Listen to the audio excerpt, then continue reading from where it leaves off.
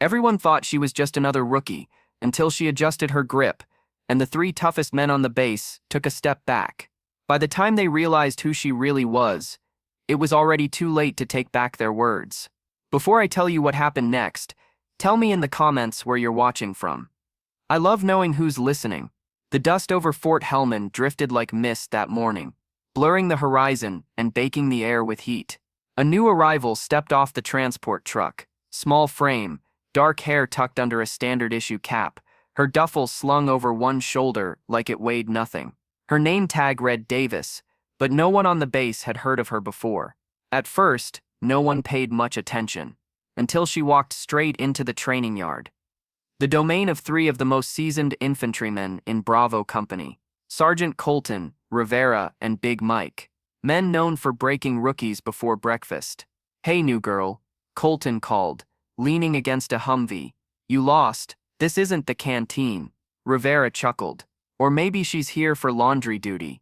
Their laughter echoed off the concrete, harsh in the morning stillness. But Davis didn't flinch. She just dropped her duffel bag at their feet, squared her shoulders, and said quietly, "I'm here for the range test." That sentence alone shifted the air. Even Big Mike blinked. The range test was no joke. It was reserved for the elite marksmen and special ops.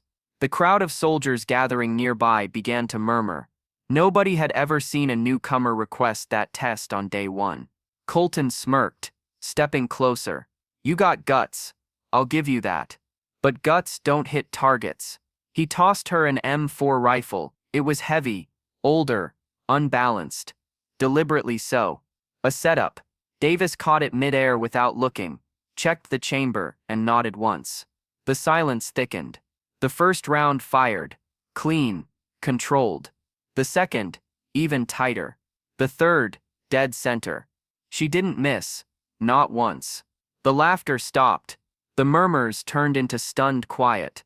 Then Rivera squinted, frowning. "That shooting form. I've seen it before. Where'd you learn that?" Davis looked at him, her eyes unreadable. "Coronado. Class 312. For a moment no one spoke. Then Big Mike's voice broke the silence. "Coronado. That's SEAL training," Rivera finished, the color draining from his face. Every soldier around them went still. The SEALs were legends, ghosts among warriors, and women in those ranks were rarer than lightning in winter. Colton's smirk disappeared entirely.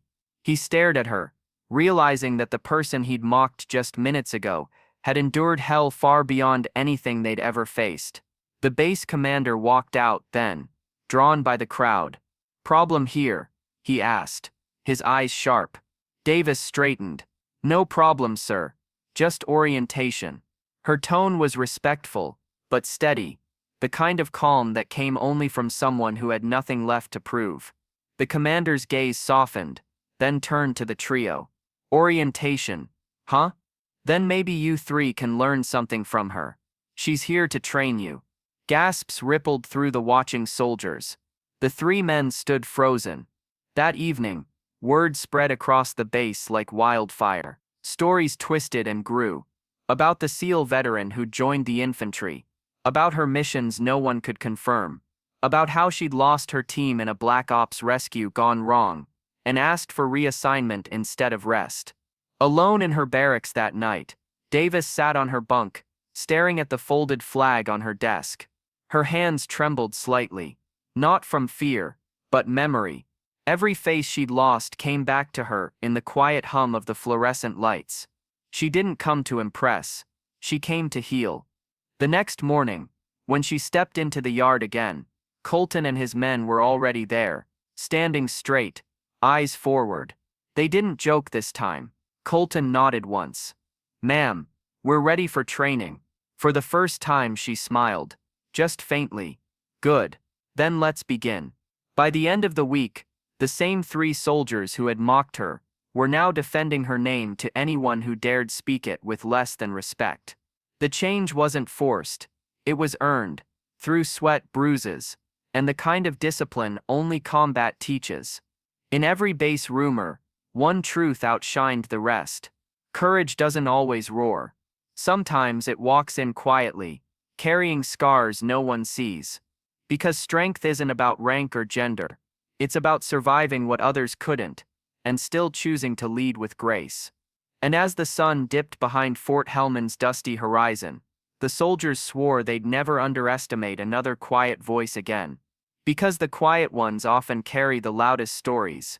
If this story moved you, don't forget to subscribe, leave a comment, and tell me what courage means to you. I read every word, and your stories matter here.